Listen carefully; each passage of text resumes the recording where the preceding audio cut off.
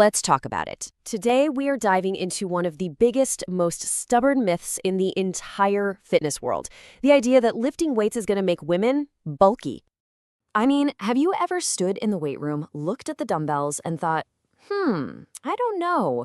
What if I get, too big? If that sounds even a little bit familiar, trust me, you are not alone. And that little bit of hesitation, it has some pretty big consequences. Personal trainer Lila Ajani said it perfectly. This one single myth has kept so many women from all the amazing things that strength training can do for them. So the big question is there any truth to it? What does the science actually have to say about this? Well, that's what we're here to do. Let's break it all down.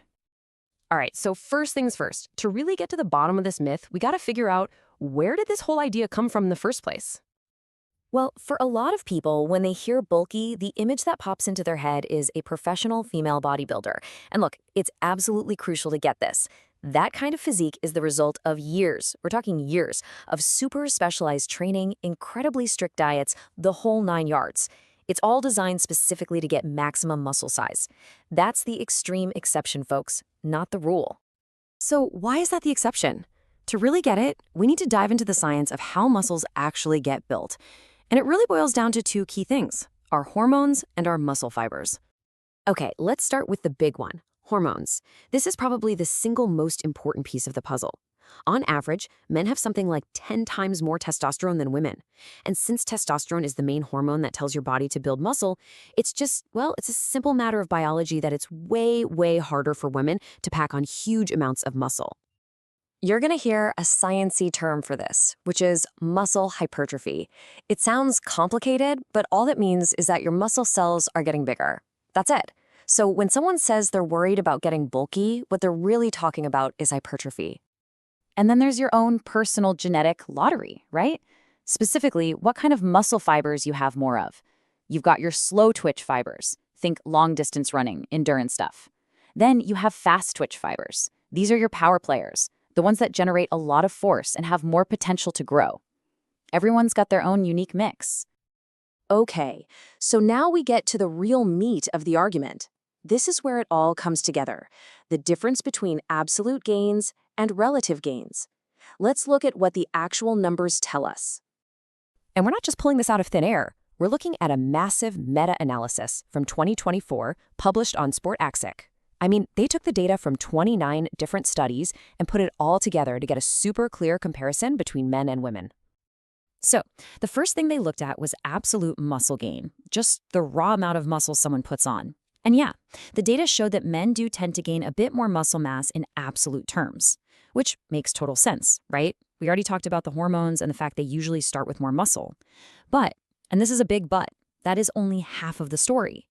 Because here comes the real kicker. When the researchers looked at relative gains, so the percentage of growth compared to where you started, guess what they found? The gains were almost exactly the same for men and women. Identical. Let that sink in for a second. What that means is that relative to your own body, your potential to build muscle is just as good as a man's. A 10% increase in muscle is a 10% increase. Doesn't matter if you're starting with 5 pounds of muscle or 50. The potential for improvement is totally equal. Okay, so what do we do with all this science? How does this actually work in the gym? The most important takeaway is this. You are not going to get bulky by accident. It just doesn't happen. In fact, you have so much control over the results you get from your training. Just look at this chart here. It lays it all out. See how your training style completely changes the outcome? If you want endurance or that toned look people talk about, you're going to be doing higher reps. If you actually want to build size, that hypertrophy we mentioned, you'll train in that middle rep range. And if you're going for pure, raw strength, it's all about low reps and a lot of rest. See? You're the one in the driver's seat. And no matter what your specific goal is, there are a few golden rules that always apply. First, focus on the big bang for your buck movements, things like squats, deadlifts, and rows that work a ton of muscles at once. Second, you got to use progressive overload. All that means is you keep challenging yourself by slowly adding a little more weight or an extra rep over time. And last, but maybe most important, you've got to be consistent. Of course, training is only one part of the equation. You've probably heard the saying, you can't out-train a bad diet.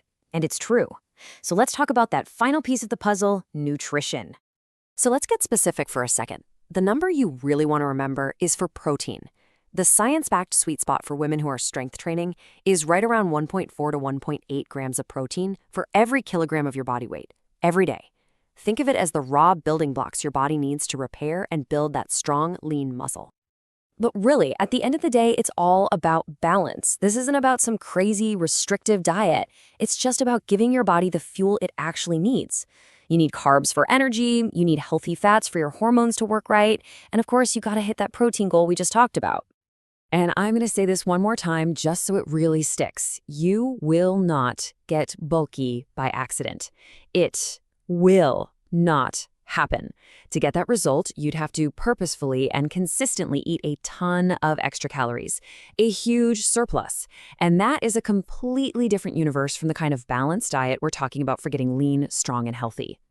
All right, so let's do a quick recap. What did we learn today? 1, because of hormones, it's really, really hard for women to get bulky. 2, your potential for growth, percentage-wise, is exactly the same as a man's. 3, you are in complete control of your results based on how you train. And 4, the right nutrition is all about fueling lean muscle, not creating unwanted bulk. So there you have it. The science is solid, the benefits are huge, and the power is 100% in your hands. So now that you know that the only thing standing in your way was a myth, are you ready to find out just how strong you really are?